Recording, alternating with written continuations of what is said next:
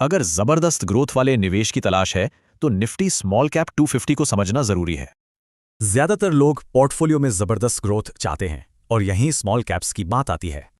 तो मिलिए Nifty small cap 250 से। ये इंडेक्स भारत की 250 छोटी कंपनियों को एक साथ ट्रैक करता है। सीधा मतलब यह है कि एक स्टॉक का रिस्क नहीं, बल्कि पैसा 250 कंपनियों में बढ़ जाता है। चलिए इसकी हाई ग्रोथ स्टोरी पर नजर डालते हैं। नंबर्स काफी इंप्रेसिव हैं। पिछले 5 सालों में प्लस 254% का रिटर्न, ये कई बड़े इंडेक्स से कहीं ज्यादा है, यानी सालाना लगभग 28%। इसने लॉन्ग टर्म इन्वेस्टर्स के लिए जबरदस्त वेल्थ बनाई है। तो सवाल ये उठता है कि ये जबरदस्त रिटर्न्स आए कैसे? इसके पीछे कुछ खास वजहें थीं। एक तो कोविड के बाद अर्निंग्स में जोरदार रिकवरी हुई और साथ ही घरेलू निवेशकों ने भी खूब पैसा लगाया। लेकिन रुकिए, हाई रिटर्न्स का दूसरा पहलू है रिस्क, और इसे समझना बहुत जरूरी है।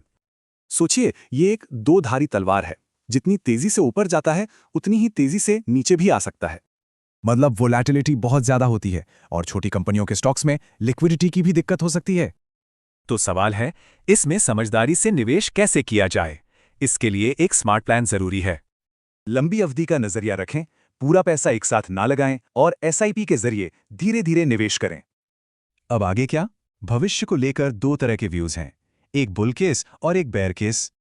बुल केस ये है कि इंडिया की ग्रोथ स्टोरी जारी रहेगी, पर बेयर केस कहता है कि स्लोडाउन का खतरा भी है। बात सीधी है, स्मॉल कैप्स मार्केट का सबसे वॉलेटाइल हिस्सा है, इसलिए डिसिप्लिन बहुत जरूरी है। तो क्या पोर्टफोलियो इस तेज सफर के लिए तैयार है? हाई रिटर्न्स के लिए हाई रिस्क लेना पड़ेगा,